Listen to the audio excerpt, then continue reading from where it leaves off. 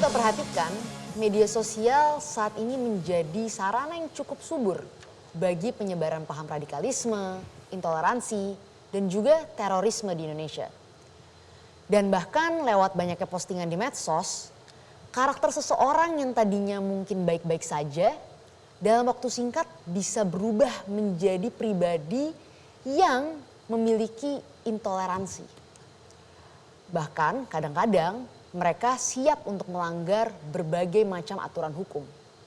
Saat ini BNPT, Badan Nasional Penanggulangan Terorisme, pernah menyebutkan paling tidak ada 600 akun yang rajin menyebarkan berbagai macam postingan yang berbau radikal. Jumlahnya memang katanya hanya ratusan. Tapi yang share ulang bisa saja sampai ribuan akun, mungkin jutaan. Belum lagi ketika itu menyebar ke grup-grup percakapan yang kita tidak bisa kontrol. Dan di zaman media sosial saat ini, bibit radikalisme memang mudah sekali menyusup ke HP-HP kita semua. Dan kemudian bahkan secara tidak sadar merusak pikiran dan perilaku kita. Jadi waspadalah, waspadalah. Yang Samara bacakan itu kan tadi sempat kita bahas ya, bagaimana mereka melakukan pendekatan, menarget, mencoba untuk melihat siapa yang bisa menjadi potential victim mereka atau potensi korban mereka.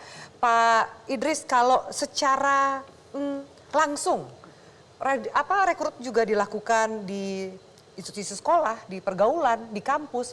Bagaimana sih mereka bisa men-spot siapa yang bisa mereka rekrut dan pendekatannya seperti apa? Dan apa yang terjadi kalau misalnya orang yang direkrut ternyata menolak?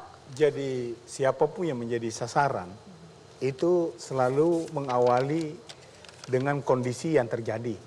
Ya, ketidakadilan, ya, kemiskinan, ya, dan lain-lain sebagainya. Kemudian itu dikemas. Dikemas dengan bahasa dan tafsiran keagamaan. Inilah akibatnya kalau bukan negara Islam. Langsung masuk. Jadi pendekatannya ketidakadilan yang terjadi. Ketidakadilan. Korupsi tinggi karena tidak menerapkan syariat. Ya.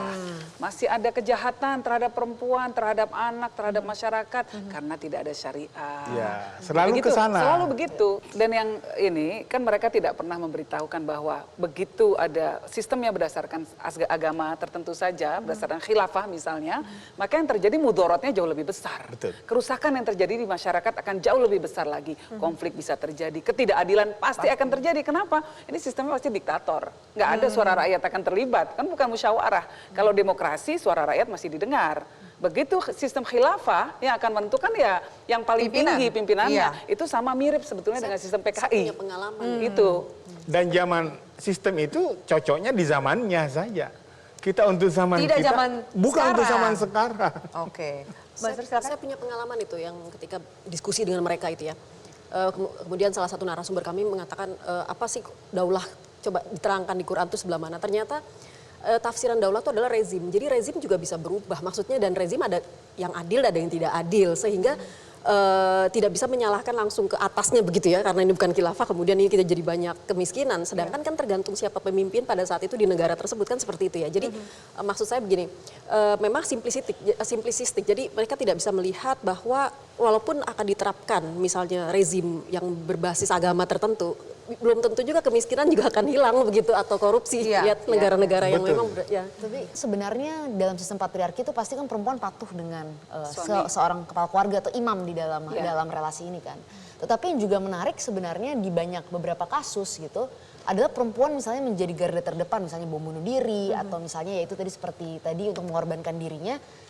Dan anak-anaknya ada semacam ini nggak sih Mbak, standar ganda atau misalnya standar ganda adalah perempuan di garda terdepan ketika bagian pengorbanan, tapi secara bersamaan juga ketika situasi itu terjadi gitu, ketika itu semua terjadi itu juga masuk dalam relasi patriarkal mungkin. Ada semua unsur itu. Jadi ini ada dua arus besar yang cukup menarik gitu ya.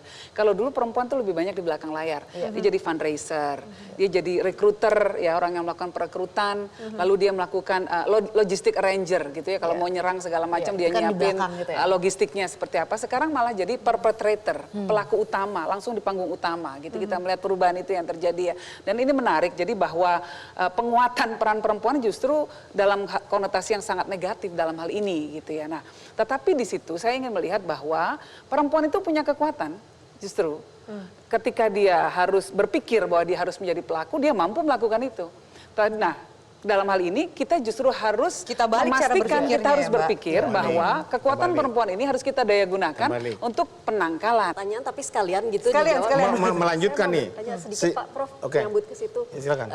Karena kita menangkal ya perempuan, gimana kalau di BNPT misalnya pemimpin atau deputinya perempuan begitu? Wah, cocok itu. Cocok ya. Mungkin Itu bahasanya lain. Bahasa struktural itu kita sekarang bahasa substansial. Tapi Saya ingin Pak mengatakan. Irfan, Tapi saya struktur setuju juga ini. penting loh, Pak. Kalau di struktur tidak ada perempuannya. Dulu, Nah ini dulu Mbak Yeni aspirasi nih. ada 10 spok ahli laki-laki semua. Sekarang sudah ada masuk satu. Jangan staf ahli Harkris saja. Tuti, Harkris Nowo sudah masuk spok ahli. Harus ada deputinya Pak, saya usul. Siap. Nanti Mbak Yeni ke deputinya. Enggak. Gini, gini Mbak. Melanjutkan pernyataan Mbak Yeni, pertanyaan Mbak Sora. Ya. Pada satu sisi, aksi ancaman dan serangan terorisme secara kualitas itu naik. Kuantitas turun. Kenapa kuantitas turun? Kita lihat, mudah-mudahan tidak ada lagi serangan seperti bom Bali. Tetapi perlu dicatat, secara kualitas naik karena bom Bali belum menyelibatkan anak dan perempuan. Tetapi bom Surabaya, bom Sibolga, bom Makassar, dan seterusnya ke sini itu sudah banyak melibatkan perempuan dan anak. Bahkan awalnya kalau kita biarkan ruang kosong ini tidak dipenuhi dengan dan dibanjiri dengan narasi-narasi moderat, itu yang tadinya perempuan, yang tadinya korban menjadi pelaku. Data saat ini kita memiliki 14 orang narapidana teroris, mantan narapidana teroris, 15 orang yang berada di Polda Metro Jaya dan 6 orang yang sudah bebas, termasuk Pak, istri adakah Santoso. strategi atau program khusus yang dimiliki oleh BNPT gitu kepada perempuan khususnya, melihat bahwa peran perempuan ini semakin besar, semakin aktif, dan bagaimana terutama juga perempuan saat ini juga aktif di media sosial. Ya. Adakah kemudian strategi yang khusus spesifik Strategi dilakukan? yang kita laksanakan sesuai dengan Undang-Undang Nomor 5 2018 pasal pencegahan, ada kesiapsiagaan nasional, ada kontraradikalisasi, ada deradikalisasi. Yang perlu kita kedepankan yang pasal yang kedua ini, kontraradikalisasi. Kontraradikalisasi itu ada 3, kontra narasi, kontra propaganda, dan kontra ideologi. Dan tinggal kita yang mengedepankan peran perempuan. Karena memang tidak ada kata perempuan di dalam undang-undang tersebut. Karena di dalam Undang-Undang Nomor 5 2018, sasaran deradikalisasi itu ada 7. Tersangka, terdakwa, terpidana, narapidana, mantan narapidana, orang dan kelompok orang terpapar. Ini sekarang didominasi perempuan. Ada 63 deportan perempuan yang kembali dari Syria. Nah, kita sementara berjuang bagaimana agar warga negara Indonesia yang sering diungkap oleh Bapak Kepala BNPT di beberapa media, kita berupaya agar mereka bisa kita lakukan perlindungan. Karena misi dan tujuan konstitusi kita adalah melindungi segenap bangsa Indonesia dan seluruh tumpah darah Indonesia. Mereka warga negara kita.